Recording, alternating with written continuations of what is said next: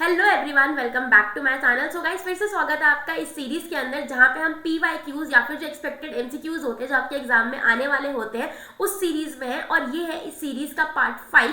तो जल्दी से अब बिना देरी किए इस वीडियो को स्टार्ट करते हैं और जल्दी से सारे कंसेप्ट क्लियर करते हैं अपने।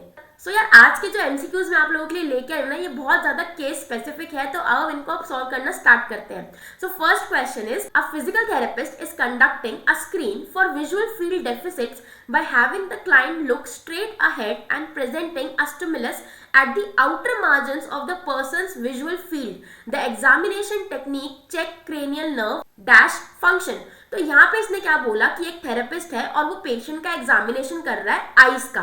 ठीक है, अब यहाँ पे उन्होंने क्या बोला कि वो पर्सन की जो विजुअल फील्ड है, यानी कि मेरी ये आईज है और मेरी जो विजुअल फील्ड है वहां के एंड में जाके मुझे स्टिमुलस दिया जा रहा है। सो ये कौन सी नर्व की टेस्टिंग हो? आई होप आपको इसका आंसर पता होगा। तो ये होती है हमारी सेकंड नर्व यानी कि ऑप्टिक नर्व की टेस्टिंग। तो इसका करेक्ट आंसर हो जाएगा आपका option number A, that is second cranial nerve, that is optic nerve. Now the next question is, a patient is in an outpatient facility because of an injury sustained to the right knee joint. यानी कि patient एक facility में है, OPD में है, क्योंकि उसके right knee joint पे इंजरी हुई है। Okay, only the structures with in the synovial cavity were compressed during the injury. यानी कि जो भी स्ट्रक्चर साइनोवियल कैविटी जो जॉइंट की है, नी जॉइंट है, उसके अंदर जो है वही सारे कॉम्प्रोमाइज्ड हुए, मतलब उन्हीं में इंजरी लगी है।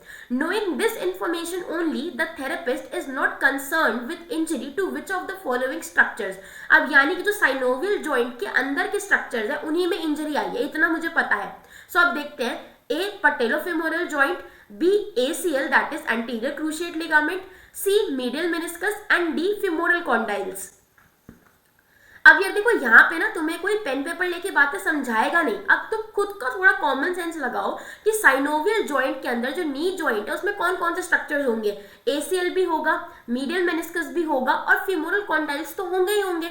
एक क्या चीज नहीं होगी, दैट इज पटेलोफेमोरल जॉइंट। तो यहाँ पे जो आंसर है वो अपनी कॉमन सेंस भी लगाओगे ना तो भी आ जाएगा, दैट इज दी पटेलोफेमोरल जॉइंट। तो देखा, क्वेश्चन कितना बड़ा फ्रेम कर रखा है, बट जितना बड़ा क्वेश्चन होगा ना उतना ही आसान उसका आंसर निकालना रहता है, क्योंकि हमें बहुत सारी इन्फॉर्मेशन दी होती है। सो इस तरीके से यूज करना इस इन्फॉर्मेशन और थोड़ा अपना कॉमन सेंस भी लगाना। Now the next question is, a patient cannot find his dentures when they are on his crowded bedside table.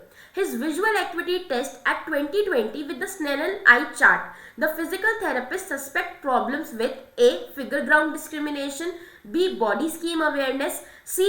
agraphia and D. vertical orientation. अब देखो यहाँ पे उन्होंने क्या बोला है, crowded bedside table, यानी कि जहाँ पे बहुत ज्यादा सामान रखा हुआ है वहां पे वो अपने डेंचर्स नहीं उठा पाता, बल्कि उसकी आईज वाइज सब बढ़िया दे रखी है। ठीक है, बता रखा है हमें क्वेश्चन के अंदर ही है। तो उसको क्या होगा, उसको होगा फिगर ग्राउंड डिस्क्रिमिनेशन। तो इसका आंसर क्या हो गया, ऑप्शन नंबर ए, कि वो फिगर में और जो ग्राउंड है यानी कि जो पीछे की स्पेस है और जो ऑब्जेक्ट उसे लेना है उसके बीच में डिस्क्रिमिनेट नहीं कर पा रहा, इसलिए इसका करेक्ट आंसर हो जाएगा option number A. Body scheme awareness यार खुद की बॉडी से एसोसिएटेड होती है।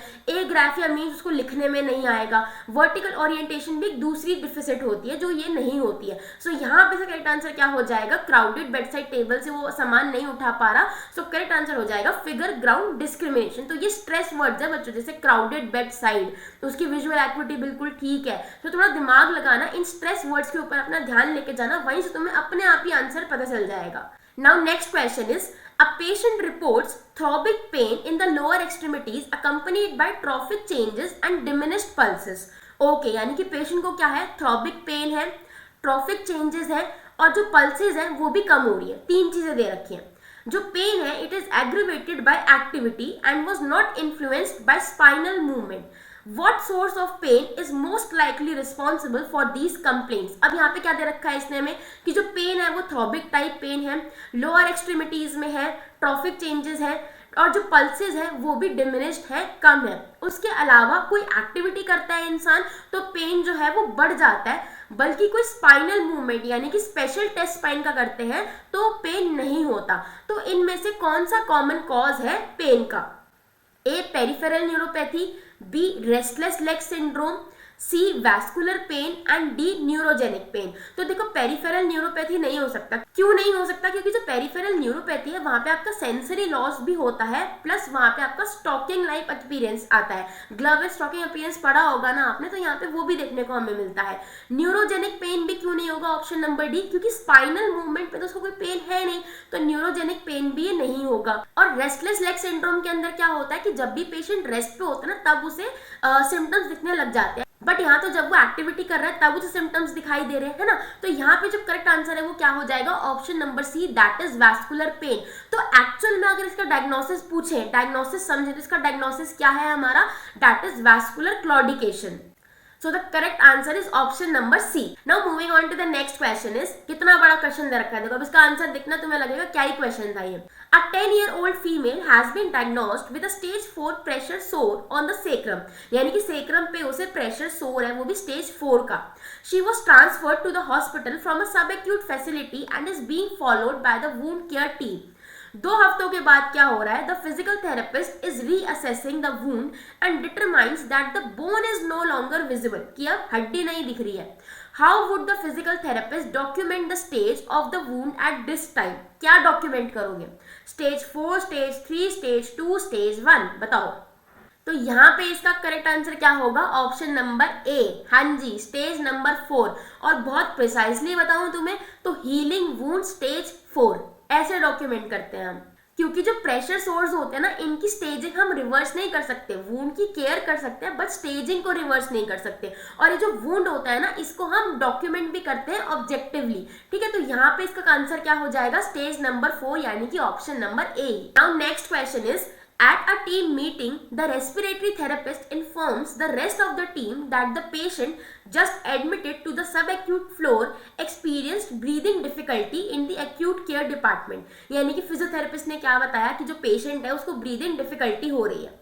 The respiratory therapist describes the breathing problem as a pause before exhaling after a full inspiration. Which of the following is the therapist describing? Respiratory therapist ने इस problem को कैसे डिस्क्राइब किया है कि देखो कि जब भी वो फुल इंस्पिरेशन कर रहा है, यानी कि जब भी वो फुल इंस्पिरेशन कर रहा है, सांस अंदर भर रहा है, उसके बाद एक पॉज आता है और उसके बाद वो एक्सेल कर रहा है। तो इस कंडीशन को हम क्या कहते हैं? एपनिया, ऑर्थोपनिया, यूपनिया या एपनियोसिस। अब खुद ही यार थोड़ा दिमाग लगाओ, अगर तुम्हें इन चारों ऑप्शंस की डेफिनेशन पता है तुम खुद ही समझ जाओगे। एपनिया का मतलब क्या होता है कि ब्रीदिंग ही नहीं है, एब्सेंस ऑफ ब्रीथ। ऑर्थोपनिया क्या होता है कि जब आप लाइन पोजीशन में हो ना तब आपको ब्रीदिंग में डिफिकल्टी हो रही है, वो हो गया ऑर्थोपनिया। सी यूपनिया क्या होता है? Normal breathing is eupnoea. तो बचा क्या? Option number D, that is apneusis. तो इसका करेक्ट आंसर क्या हो जाएगा? Option number D. देखो कितना आसान क्वेश्चन है, इतनी लंबी इन्होंने कथा लिख रखी है यहाँ पे, आंसर क्या निकला? खुद ही ऑप्शंस देख के तुम ठीक कर दोगे आंसर ये। अब चलते हैं नेक्स्ट क्वेश्चन पे, देखते हैं क्या है। A pitcher is exercising in a clinic with a sports cord mounted behind and above his head. The pitcher simulates the pitching motion using the sports cord as resistance. Which proprioceptive neuromuscular facilitation diagonal is the pitcher using to strengthen the muscle involved in pitching a baseball? अब क्या बोला है इसने? अब जैसे suppose करो मेरे पीछे यहाँ पे एक दीवार है और मेरे को अपनी एक पर्टिकुलर एक एक्शन है वो ट्रेन करना है, तो यहाँ पे मैंने रेजिस्टेंस बैंड कह लो या फिर स्पोर्ट्स कॉर्ड कह लो वो लगा रखी है और उससे मैं अब अपनी जो मूवमेंट है उसको मिमिक कर रही हूँ जो कि मुझे आगे ट्रेनिंग पे जाके परफॉर्म करनी है। तो यहाँ पे बताओ ये कौन सी वाली मूवमेंट कर रहा है पीएनएफ की? D1 extension, D1 flexion, D2 extension, D2 flexion. So यहाँ पे करेक्ट आंसर क्या हो जाएगा आपका? Option number C, that is D2 extension. तो यार अगर तुमने पीएनएफ के पैटर्न नहीं पढ़े ना तो इनको प्लीज अच्छे से पढ़ लेना, मैंने इसके ऊपर वीडियो भी बना रखा है, क्योंकि पीएनएफ से रिलेटेड ना ऐसे थ्योरी से निकल के जो कंसेप्ट वाले क्वेश्चन है ना वो भी बहुत आते हैं एग्जाम के अंदर, और डायरेक्ट थ्योरी के भी क्वेश्चंस आते हैं, ठीक है। प्रिंसिपल्स आ जाते हैं पीएनएफ के, कई बार पैटर्न्स आ जाते हैं, डिफरेंट टेक्निक्स आ जाती हैं। तो इनके लिए ना मैंने डिटेल में वीडियो बना रखा है, अपने चैनल पे जाके देख लेना। अब ये देखो इतना बड़ा क्वेश्चन आ गया, क्या कह रहा है ये? अ 40-year-old male patient was playing basketball and describes hearing a pop and feeling as though someone kicked him in the back of the leg, followed by pain and weakness in the lower leg. The most common injury and special test to assess the problem is. अब यहाँ पे इसने क्या बोला कि भैया 40 साल का आदमी है, वो क्या खेल रहा था? वो बास्केटबॉल खेल रहा था और उनको क्या फील हुआ कि उनके बैक ऑफ द लेग में, पैर के पीछे वाले हिस्से में उनको ऐसा लगा किसी ने किक मारा हो, मारा किसी ने नहीं, ऐसा लगा और एक पॉप की आवाज आई। ठीक है। उसके बाद से उनको पैर में पेन है और वीकनेस है। तो बताओ सबसे ज्यादा कॉमनेस्ट इंजरी क्या हो सकती है। तो देखो अब दो तरीके से हमें सोचना है। पेशेंट क्या खेल रहा है, मतलब जो मेल है पेशेंट क्या खेल रहा था, बास्केटबॉल खेल रहा था, और दूसरा इसने जो डिस्क्रिप्शन दिया अपने पेन का, तो इनके बेसिस पे हमें पता लगाना है कि इन सारे ऑप्शंस में से मोस्ट कॉमन चांसेस क्या है इनके इंजरी के। तो यहाँ पर जो सबसे सटीक बैठता है वो बैठता है option number D, that is Achilles tendon rupture. और इसके लिए हम यूज करते हैं Thompson test. So Thompson test में हम क्या करते हैं, काफ को स्क्वीज करते हैं और वहां से हम आइडेंटिफाई करते हैं कि जो एक्यूलीज टेंडन है वो रप्चर है या नहीं है। ठीक है, तो यहाँ पे करेक्ट आंसर हो जाएगा option number D. Next question is use of functional electrical stimulation यानी कि FES in patients with long standing spinal cord injury does not improve. यानी कि FES अगर मैं किसी स्पाइनल कॉर्ड इंजरी वाले पेशेंट को दूं जिसको बहुत टाइम से ये इंजरी है, तो वो क्या चीज इंप्रूव नहीं करेगी, aerobic capacity, muscle strength, osteopenia and D muscle mass. तो यहाँ पे इसका करेक्ट आंसर क्या हो जाएगा, option number C, that is osteopenia. Functional electrical stimulation से आप किसी भी पेशेंट का ऑस्टियोपीनिया ठीक नहीं कर सकते।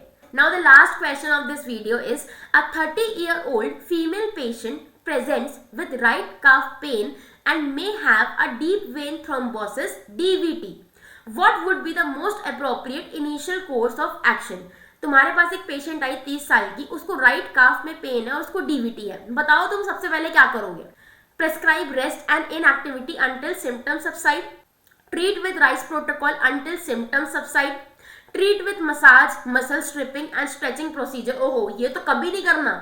D, refer for medical evaluation. तो इसका करेक्ट आंसर, सबसे सटीक आंसर क्या होगा, जैसे ही तुम्हें पता चले पेशेंट को डीवीटी है तो उसको रेफर कर देना है मेडिकल इवैल्यूएशन के लिए। ठीक है, उससे पहले कुछ भी नहीं करना है। और ये जो सी ऑप्शन है ना, ये तो गलती से ही मत कर देना, ना मसाज देनी है, ना मसल स्ट्रिपिंग करनी है, और स्ट्रेचिंग भी नहीं देनी, कुछ भी नहीं देना डीवीटी वाले पेशेंट को, क्योंकि ये तुम्हारे लिए भी खतरा है और पेशेंट के लिए तो ये खतरा है ही। ठीक है, सो इस चीज का ध्यान रखना। करेक्ट आंसर क्या हो जाएगा इसका, ऑप्शन नंबर डी। सो यार अगर ये वीडियो तुम्हें इन्फॉर्मेटिव लगा हो, तुम्हें क्वेश्चंस थोड़े नए तरीके के लगे हो, अच्छे लगे हो, समझ आए हो, तो इस वीडियो को लाइक कर देना, चैनल को सब्सक्राइब कर देना, और मुझे कमेंट्स में भी जरूर बताना कि तुम्हें ये वीडियो कैसा लगा। क्योंकि अब तक जो मैं सीरीज बना रही हूँ ये थोड़ा उससे थोड़ा चेंज था, क्योंकि यहाँ पे मैंने जो केस स्टडी वाले क्वेश्चन है वो ज्यादा डाले ताकि तुम्हारा दिमाग थोड़ा और खुले और तुम और चीजों को अच्छे से समझ सको। इस सीरीज का नेक्स्ट वीडियो देखने के लिए तुम यहाँ पे क्लिक कर सकते हो। Thank you.